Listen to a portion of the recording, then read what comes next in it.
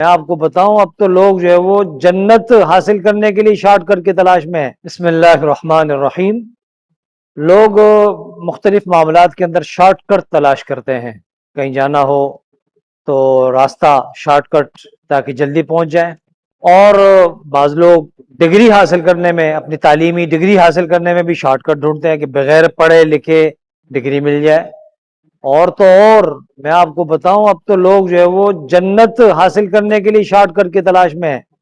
جی ہاں، جنت کے لیے آپ نے سنا ہوگا، یقیناً آپ کے علم میں ہوگا، ہمارے پاکستان کے اندر ایک شہر ہے پاک پتن، وہاں پر ایک بہشتی دروازہ ہے، ایک علاقے میں بہشتی دروازہ ہے، جنتی دروازہ۔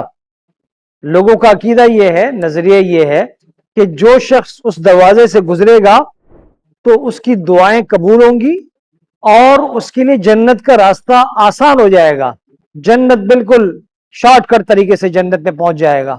جنت کن شرائط میں ملے گی، کن ذریعے سے، کن اعمال کے ذریعے سے جنت میں جایا جا سکتا ہے، وہ تو ہمیں قرآن میں واضح چیزیں ملتی ہیں اور اس کے احکامات ملتے ہیں، رسول اللہ صلی اللہ علیہ وسلم کی تعلیمات میں ہمیں واضح تعلیمات ملتی ہیں۔ اچھا، میں آپ کو ایک بات بتا دوں،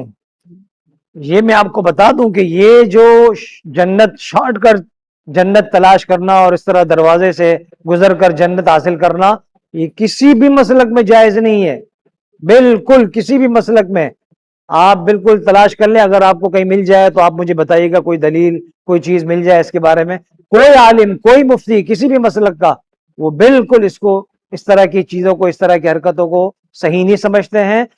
یعنی حنفی، شافعی، مالکی، حنبلی، دیوبندی، اہل حدیث یہ تو ویسے ہی منع کرتے ہیں۔ بعض لوگوں کا خیال ہوتا ہے کہ شاید بریلوی مسلک میں جائز ہے، ان کے ہاں بھی جائز نہیں ہے۔ ان کے جو علماء ہیں اور سنجیدہ طبقہ ہے، وہ بھی ان چیزوں کی اور ان حرکتوں کی مذمت کرتے ہیں۔ تو یہ کسی بھی مسلک میں اس طرح کی چیزیں جو ہے وہ بالکل بھی ٹھیک نہیں ہے۔ چلے خیر، چھوڑیں، یہ بہت لمبی بات ہو جائے گی۔ میں آپ کو کچھ ایسے اعمال بتاتا ہوں جو احادیث سے ثابت شدہ ہیں اور رسول اللہ صلی اللہ علیہ وسلم نے بیان فرمایا ہے۔ وہ اعمال کرنے میں بہت مختصر ہیں، وہ بہت مختصر اعمال ہیں، لیکن اس کا اجر بہت زیادہ ہے۔ شارٹ کٹ چاہیے نا، تو یہ بھی ایک طریقہ ہے اور وہ صحیح طریقہ ہے جو رسول اللہ صلی اللہ علیہ وسلم نے بتایا ہے۔ مختصر اعمال ہے لیکن اس کا اجر، اس کا ثواب بہت زیادہ ہے۔ نمبر ایک، پہلا عمل، رسول اللہ صلی اللہ علیہ وسلم نے فرمایا کہ سورۃ الاخلاص، قل هو اللہ احد، ثلث القرآن، یہ قرآن کا تہائی ہے۔ مطلب جو بندہ ایک مرتبہ قل هو اللہ احد سورۃ الاخلاص پڑھے گا، اس کو تیسرا حصہ، قرآن کا تیسرا حصہ پڑھنے کا اجر و ثواب مل جائے گا۔ اور اگر کوئی شخص 3 مرتبہ قل هو اللہ احد پڑھ لے تو اس کو پورے قرآن کا اجر ملتا ہے۔ دیکھیے، قرآن کو ایک ایک حرف کر کے پڑھنا، اس کا اجر تو کئی گنا زیادہ ہے، ہر حرف پر 10 نیکی ہے۔ لیکن یہ بھی ایک مختصر عمل ہے، 3 مرتبہ سورہ اخلاص پڑھ لی تو پورے قرآن کا اجر مل جاتا ہے، سبحان اللہ۔ دوسرا عمل، رسول اللہ صلی اللہ علیہ وسلم نے ایک مرتبہ حضرت ابو ذر غفاری رضی اللہ تعالیٰ عنہ کو یہ بات ارشاد فرمائی کہ ابو ذر، اگر آپ قرآن مجید کی کوئی ایک آیت سمجھیں، سمجھ کر پڑھیں، اس کا ترجمہ، اس کا فہم حاصل کریں، اس کو سیکھیں، تو یہ آپ کے لیے 100 رکعت پڑھنے سے بھی زیادہ افضل ہے۔ 100 رکعت، کبھی کسی بندے نے بیک وقت 100 رکعت پڑھی ہے؟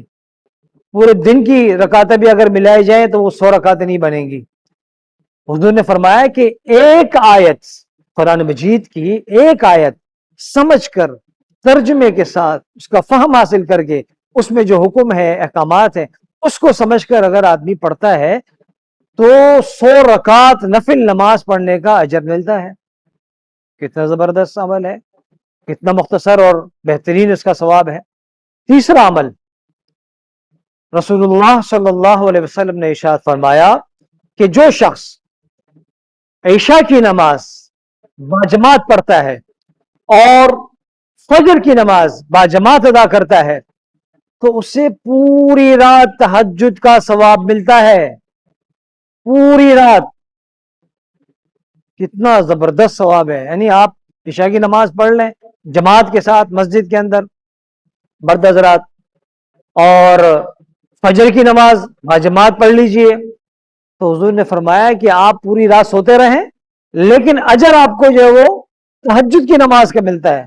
سبحان اللہ، کیا بات ہے. یہ ہے شارٹ کٹ، مختصر عمل ہے اور اجر اتنا کہیں زیادہ ہے. چوتھا عمل، آپ علیہ الصلوۃ والسلام نے فرمایا الطاعم الشاکر کالصائم الصابر.